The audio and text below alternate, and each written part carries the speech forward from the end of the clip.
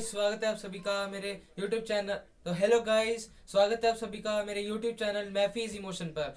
तो जैसे कि मैंने आपको अपनी पहली वीडियो में बताया था कि इस चैनल पर हम साइंस और मैथ्स, है ना, साइंस और मैथ्स पढ़ेंगे। अब मैथ्स की तो कोई वीडियो आई नहीं, बट आज मैथ्स की हम एक वीडियो बनाएंगे और वो वीडियो बहुत इंपॉर्टेंट वीडियो है क्लास 10th के विद्यार्थियों के लिए भी, क्लास 10th के बच्चों के लिए भी, और जूनियर क्लासेस जैसे आईसीएसई बोर्ड में हमें 9th में भी ट्रिग्नोमेट्री पढ़ाते हैं, और सीनियर क्लासेस के लिए भी बहुत ज़्यादा इंपॉर्टेंट है वीडियो। तो आज हम पढ़ेंगे, ट्रिग्नोमेट्री करने वाले हैं, और ट्रिग्नोमेट्री के हम कुछ फंक्शंस, बहुत ज़्यादा इंपॉर्टेंट फंक्शंस पढ़ेंगे, और वो हम किसके द्वारा, किसके थ्रू पढ़ेंगे? सिर्फ एक हेक्सागन के द्वारा। तो आज हम पढ़ेंगे सुपर हेक्सागन फॉर ट्रिग्नोमेट्री। तो ये बहुत आसान है, एक सिंपल हेक्सागन बनाया है। सबसे पहले देखो, यहाँ पे एक सिंपल मैंने हेक्सागन बनाया है, 6 साइड वाला फिगर होता है हेक्सागन, ठीक है। बीच में मैंने लिख दिया 1, बीच में 1 लिख दिया, और इसके जो भी डायगोनल्स थे वो मैंने ऐसे ज्वाइन कर दिए, जो भी अपने ऑपोजिट पॉइंट्स थे। जैसे साइन यहाँ पे ये वाला पॉइंट इसके ऑपोजिट था, ये वाला इसके ऑपोजिट था, और ये वाला इसके ऑपोजिट था। फिर मैंने इन पॉइंट्स पे ट्रिग्नोमेट्रिक के जो बेसिक फंक्शंस है वो लिख दिए। जैसे कि इस वाली साइड जो मेरा लेफ्ट है ना, अगर मैं इस तरफ से देखूँ तो ये लेफ्ट हो जाएगा। तो इसके 1 के बिल्कुल इस तरफ यहाँ हम लिखेंगे tan, फिर उसके ऊपर लिखेंगे साइन, फिर उसके ऊपर लिखेंगे कॉस थीटा, फिर उसके ऊपर लिखेंगे कॉट, उसके ऊपर उसके नीचे कॉसेक, फिर उसके बाद सेक, और ऐसे ही चलता रहेगा। ठीक है, ऐसे ही हमने ऐसे बना दिया एक अपना सुपर हेक्सागन। और उसके जो अपने पॉइंट्स हैं यहाँ पे, है ना, वहां पे हमने लिख दिया ट्रिग्नोमेट्री के फंक्शन। अब हम इनको स्टडी करेंगे, ठीक है, कि क्या क्या मैंने इसमें रिलेशन बनाया कि ट्रिग्नोमेट्री के फार्मूलाज आ जाए। यहाँ पे बहुत सारे लिखे मैंने फार्मूलाज, तो मैंने क्या रिलेशन लगा के ये फार्मूलाज बनाए हैं। ठीक है, देखो, let us first go clockwise starting from tan theta. तो हम क्लॉकवाइज डायरेक्शन में जाते हैं स्टार्टिंग फ्रॉम tan थीटा। ठीक है, तो अब देखो, tan थीटा क्या होता है? Sine upon cos. tan theta क्या होता है? Sine upon cos. यानी कि अगर मैंने इसका इसका अगर मैंने कोई फॉर्मूला निकालना है तो मैं इसके नेक्स्ट दो जो फंक्शंस हैं उनको डिवाइड में रख दूंगा। ठीक है, यानी कि अगर मैंने tan थीटा पता लगाना था, है ना, तो मैंने साइन को कॉस से डिवाइड कर दिया। अब उसी तरह अगर मैंने साइन निकालना है तो उसके दो अगले वाले फंक्शन डिवाइड करूंगा ना। तो साइन के अगले दो फंक्शन कौन से हैं? कॉस थीटा और कॉट थीटा। कॉट थीटा, तो साइन थीटा हमारा बराबर होगा कॉस अपॉन कॉट। यानी कि जो भी आपका फंक्शन है, इसमें जो भी आपका फंक्शन है ना, अगर आप क्लॉकवाइज जाएंगे तो उसके जो आगे वाले दो फंक्शन है उनको डिवाइड करना है, बस आपका आ जाएगा आंसर। तो इसी हिसाब से tan हमारा साइन अपॉन कॉस हो गया, साइन हमारा कॉस अपॉन कॉट हो गया। इसी हिसाब से कॉस निकालूंगा तो मैं अगले दो function cot upon cosec, cot निकालना है तो कॉसेक अपॉन सेक, कॉसेक निकालना है अगर मैंने तो सेक अपॉन टैन, सेक निकालना है तो टैन अपॉन साइन। ठीक है, तो ऐसे हम निकाल सकते हैं अपना ट्रिग्नोमेट्री के कुछ फॉर्मूलाज हैं अगर मैंने ट्रिग्नोमेट्री के फंक्शन निकालने हैं। ठीक है, और अब हम देखते हैं और एक और भी रिलेशन बनाते हैं, अभी खत्म थोड़ी ना हुआ है। अब हम क्लॉकवाइज गए थे, अब एंटी क्लॉकवाइज चलते हैं।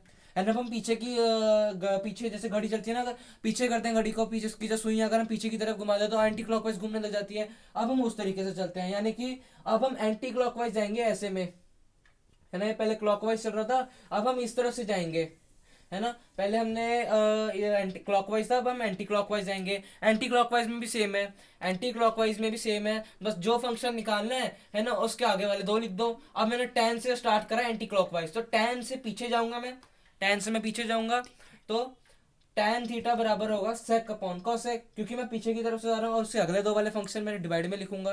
ठीक है, ऐसे ही मैं sec निकाल लूंगा, cosec अपॉन cot, cosec बराबर होगा cot अपॉन cos। ऐसे ऐसे करके ही मैं अपने सारे फंक्शंस निकाल लूंगा।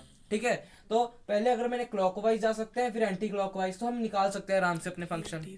अब अगला देखो, यहाँ पे मैंने लिखा है, यहाँ पे p upon H, B upon H, P upon B. इसको हम कैसे लर्न कर सकते हैं? ये नॉर्मल हमारे साइन, कॉस और टैन के फॉर्मूला आते हैं। इसको आप सिंपल मूल मंत्र है ट्रिग्नोमेट्री का, पंडित बद्री प्रसाद डिवाइड में लिख दो, हर हर बोले सोना चांदी तोल। सोना चांदी तोल का मतलब साइन कॉस टैन, और पी अपॉन एच यानी कि perpendicular upon hypotenuse, B upon H यानी कि बेस अपॉन हाइपोटेनियस, और पी अपॉन बी यानी कि परपेंडिकुलर अपॉन बेस, है ना। ये साइन का फंक्शन होता है, ये कॉस का होता है, और ये टैन का होता है। ठीक है, अब आगे आ जाओ। अब हमने देख लिया कि हमने अगर हम क्लॉकवाइज चले तब हम निकाल लेते हैं, एंटी क्लॉकवाइज चले तब भी हम निकाल लेते हैं। अब हमने 1 भी तो लिखा था, अब इस 1 का क्या काम है इसमें? है ना। देखो वन का क्या काम है, इस वाले हेक्सागन पे आ जाओ। अब सेम मैंने बनाया वही डायग्राम, ठीक है। अब मैंने यहाँ पे एरोज भी बनाए हैं, देखिए एरोज बनाए हैं ना। साइन कैसे, साइन का एरो जो जा रहा है कॉसेक की तरफ जा रहा है और बीच में वन आ रहा है, तो बड़ा आसान है। अगर मैं साइन को कॉसेक से मल्टीप्लाई करूंगा तो वन आएगा, ठीक है। यानी कि ये वाले फंक्शन से जब मैं ये वाला फंक्शन करूंगा, जैसे हमने पढ़ा था ना, इसके जो ऑपोजिट है, हमने यहाँ पे डायगोनल बनाया था ना, इसके जो ऑपोजिट पॉइंट्स हैं उनको मल्टीप्लाई करेंगे तो वन आ जाएगा। यानी कि जब साइन को मैंने कोसेक से मल्टीप्लाई करा था वन आया, उसी हिसाब से अगर मैं टैन को किसके साथ मल्टीप्लाई करूंगा, टैन को बिल्कुल सही हम कॉट के साथ मल्टीप्लाई करेंगे कि दोनों उल्टे हैं, है ना, दोनों उल्टे हैं। टैन के आगे क्या कॉट है, उल्टा उल्टा है ना। तो जब मैं टैन को कॉट के साथ करूंगा तब हमारा वन आ जाएगा। फिर मैं अब कॉस को से किसके साथ मल्टीप्लाई करूंगा, मैं कॉस को सेक के साथ मल्टीप्लाई करूंगा तब हमारा वन आ जाएगा, ठीक है। यानी कि हमने ये वाले फंक्शन है जो ये, ठीक है, ये और ये, यानी कि जहां ऐसे मैंने यहाँ से डायगोनल अपना स्टार्ट करा और यहाँ पे जाके वो खत्म हुआ, है ना। स्टार्टिंग पॉइंट पर जहाँ पे जो स्टार्टिंग पॉइंट पे मैंने फंक्शन लिखा था डायगोनल के, और जो एंडिंग पॉइंट पे फंक्शन लिखा था, उसको जब हम मल्टीप्लाई कर देंगे तब हमारा आंसर आएगा वन, ठीक है।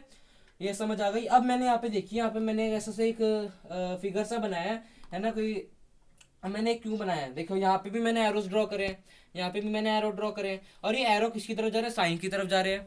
टैन वाला एरो भी साइन की तरफ जा रहा है, कॉस वाला एरो भी साइन की जगह जा रहा है ना।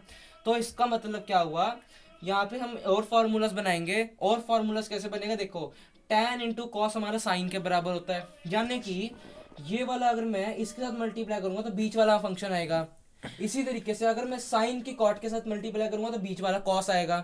यानी कि अगर मैं कोई भी तीन फंक्शन उठा लूं, इनमें से कोई भी अगर मैं तीन फंक्शन इस हेक्सागन में से उठा लूंगा, सपोज मैंने ये वाला तीन फंक्शन उठा लिया, कॉट, कॉसेक और सेक, ठीक है। अब मैं कह रहा हूं कि मैंने कॉसेक निकालना है। अब मैं कॉसेक कैसे निकालूंगा, अगर मेरे पास अब दे रखा है, तुम्हारे पास तीन फंक्शन है, कॉट, कॉसेक और सेक। अब बताओ कॉसेक कैसे निकलेगा, बड़ा आसान है। हम सुपर हेक्सागन याद है, सुपर हेक्सागन हमें याद है, तो हमें पता है कि अगर हम ये वाला फंक्शन है ना, तीनों में से जो पहला फंक्शन है और जो लास्ट तीसरा फंक्शन है, उन दोनों को मल्टीप्लाई करेंगे तब हमारा दूसरा फंक्शन आ जाएगा, ठीक है।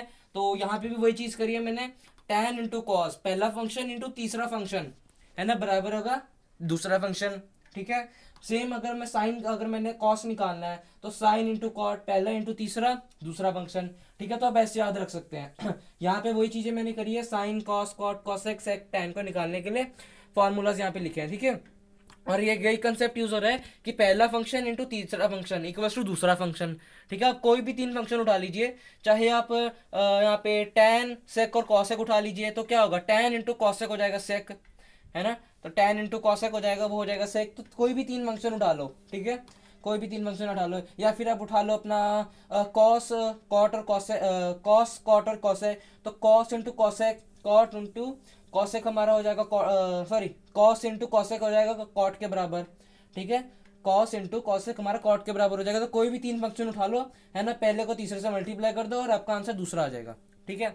अब अगला हम बढ़ते हैं कॉम्प्लीमेंट्री एंगल्स। हमने कॉम्प्लीमेंट्री एंगल्स क्या होते हैं, यहाँ पे देखो एक ट्राइंगल बना दिया, राइट एंगल ट्राइंगल मैंने, ये 90 डिग्री हो गया, थीटा हो गया, एक्स हो गया। अब हम एंगल सम लगा के देखते हैं, ठीक है। तो 90 है तो 90 हो गया, है ना, प्लस थीटा प्लस एक्स 180 के बराबर हो गया, ठीक है। थीटा प्लस एक्स 90 के होगा, क्योंकि 90 उस तरफ जाके माइनस में हो जाएगा, 180 में से 90 गए तो 90 आ जाएगा। और इसी हिसाब से एक्स का हो जाएगा, एक्स हो जाएगा 90 माइनस थीटा, यानी कि जब मैंने ये वाला एंगल निकालना है तो ये 90 माइनस थीटा हो जाएगा, ठीक है, ठीक है। ये वाला कंसेप्ट हमारा आगे यूज होगा, ठीक है। अब फोकस करते हैं हम फंक्शन डायगोनली पे। पहले भी हमने डायगोनल फोकस करा था, अब आगे भी देखो डायगोनल्स कैसे बनाते हैं, है ना।